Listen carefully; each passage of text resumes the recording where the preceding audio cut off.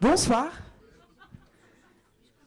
Ce soir, pour ouvrir cette 3e édition annuelle du Festival international du film de Paris au Champeau, j'appelle Stéphane Audiard.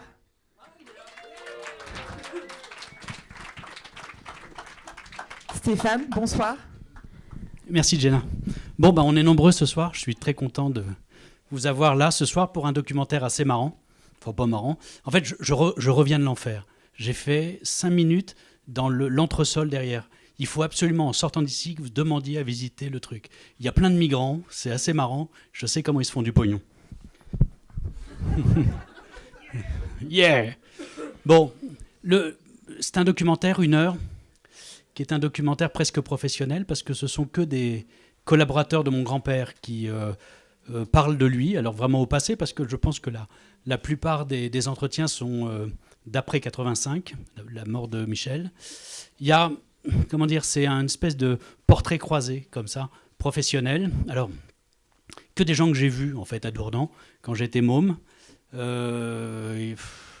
Philippe de Broca, il y a même Cadéac, qui était le producteur des premiers films qu'a pu scénariser et dialoguer Michel. Alors, il venait toujours, 30 ans plus tard, demander à pouvoir en reproduire un. Michel n'a jamais accepté. Beaucoup d'interventions assez brillantes de Jean-Marie Poiret, qui est le fils d'Alain Poiret, qui était le grand producteur de la Gaumont dans les années 60. Et il dit des choses assez intelligentes sur Michel. Michel l'a chopé comme ça, quasiment au berceau chez son père, jeune vingtenaire. Alors, je ne sais plus s'il avait fait Hippocagne, enfin c'est un type quand même plutôt littéraire. Et il va scénariser et dialoguer avec Jean-Marie tous ses films en tant que réalisateur. Enfin, pas tous, 4 ou 5. Et je trouve qu'il dit des choses extrêmement bouleversantes sur Michel. C'est très juste. Philippe de Broca dit des choses aussi assez bouleversantes parce qu'il parle de la mort de mon père. Je n'ai pas envie de pleurer ce soir. Mais en tout cas, j'étais là aussi. Quand Philippe rappelle, c'était un samedi matin, tout à coup le téléphone sonne, c'est la gendarmerie. J'étais évidemment là aussi, dans l'autre maison, la grande maison, à Dourdan. La gendarmerie ne m'a pas appelé moi-même, évidemment.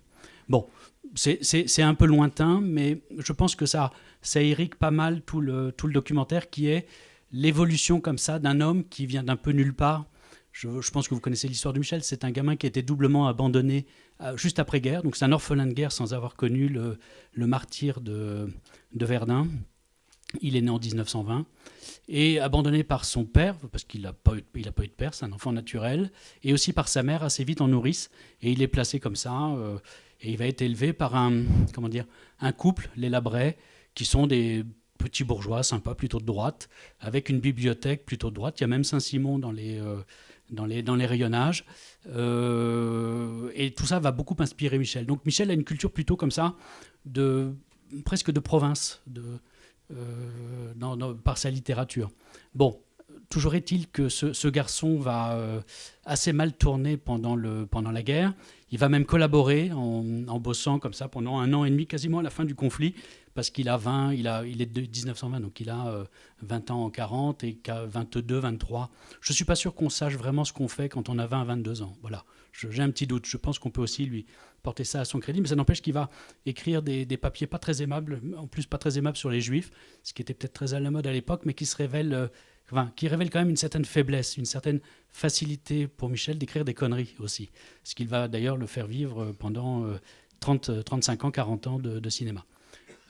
Toujours est-il que assez vite, il va pondre un premier scénario en 1946 qui va devenir une histoire d'amour, qui va être tournée par Lefranc en 51, Guy Lefranc en 51 ou 52, qui est vraiment une histoire quasiment autobiographique. Il faut que vous le voyez. Il passe pas très souvent. Je sais même pas s'il y a une édition DVD, mais le film est assez formidable. C'est la dernière apparition de Louis Jouvet au cinéma.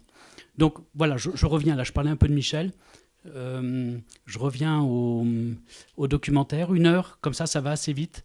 Il y a beaucoup Georges Lautner qui parle avec son petit cheveu sur la langue, qui est toujours aussi sympathique. Il parle très bien de Michel. Parfois, Michel en parlait assez mal, en privé. Voilà, c'est touchant. On voit l'évolution. Michel parle de lui-même. Il est beaucoup filmé. Il a été beaucoup filmé, en fait. Il est probablement le collaborateur qui a le mieux parlé de lui-même. Évidemment, on ne saura pas tout de Michel parce il est mort assez jeune, il n'a pas eu le temps d'écrire des mémoires.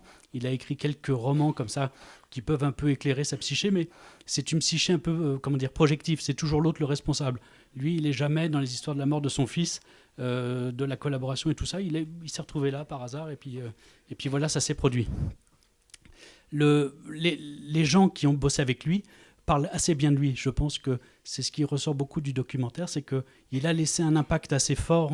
Alors évidemment, dans notre psyché française, c'est indéniable, mais même chez les gens qui l'ont connu sur... Alors Lautner, c'est 14 films communs. Corbert, qui intervient, qui en parle assez bien sur leur assez courte période d'écriture quand ils étaient à la Colombe, à Saint-Rémy-de-Provence. Il en parle très bien. Qui a d'autres? Il y a donc De Broca, il y a Norbert Saada, qui a été le producteur de 2-3 films dans les années... L'Entourloupe, qui est génial, si vous ne l'avez pas vu, il faut le revoir. Il en parle très bien, d'ailleurs, il parle de moi. Michel se servait beaucoup de moi comme d'une excuse pour moins travailler. C'était déjà les 35 heures à l'époque. Mais voilà, Norbert a bien connu Michel sur les dernières années de sa vie. Il s'estimait beaucoup. Sur ça, je n'ai pas eu de message négatif à rapporter sur ce type qui a produit beaucoup de musique dans les années fin 60 et puis ensuite qui s'est tourné vers le cinéma avec, je pense, un assez bon flair.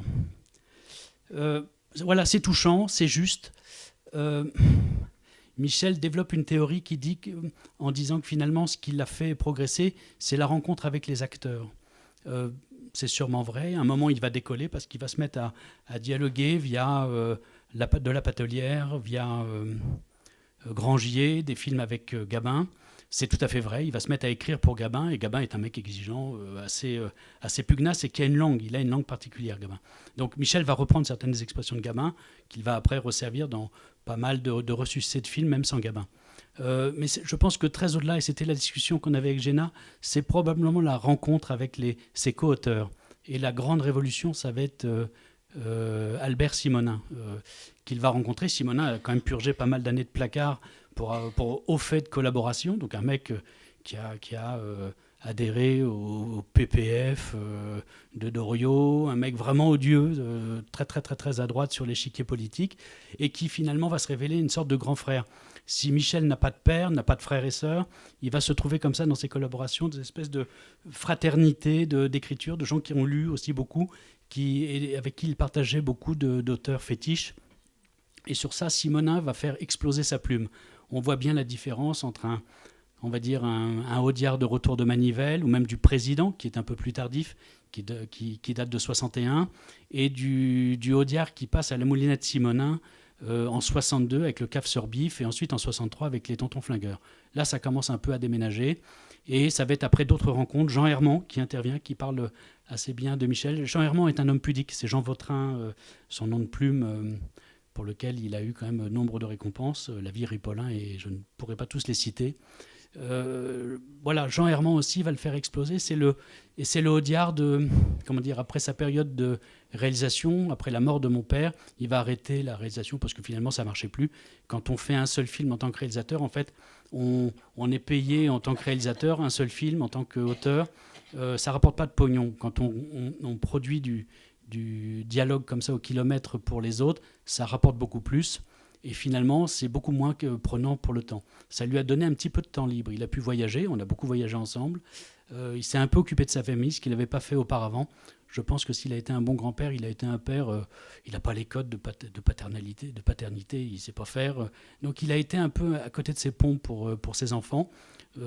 Jacques, mon oncle, s'en est un peu plaint.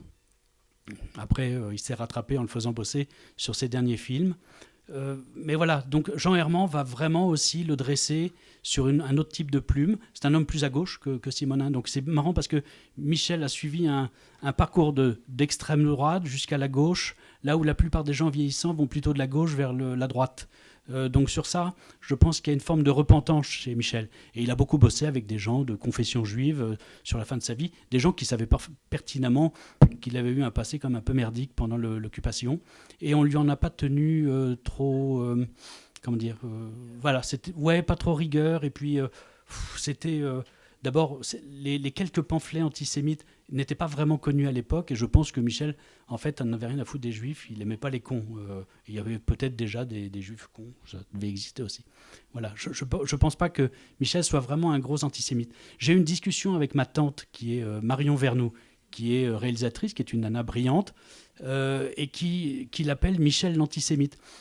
Ok, bon, je trouvais ça un peu excessif, et je pense qu'il a prouvé par A plus B que finalement, c'était pas vraiment le nœud de son problème. C'était plus un môme abandonné qui a pu adhérer à des idéologies de merde un peu paternalistes qui lui ont peut-être fait du bien à un moment, mais qui finalement n'ont pas eu la vie dure, ni pour lui, ni pour le reste, heureusement, de l'Europe. Voilà, donc je vous emmerde pas plus. Je vais rester après le documentaire, il dure 1 heure, il va vite, c'est très bien. Vraiment, on n'apprend pas grand-chose, parce que finalement, c'est un homme qui a passé son temps à mentir, à raconter des conneries sur lui-même. Il parle tellement bien, il cabotine tellement. Il est le meilleur acteur pour lequel il a écrit des dialogues lui-même. C'est assez marrant. Donc, on ne sait jamais ce qu'il pense, il ricane, il fume.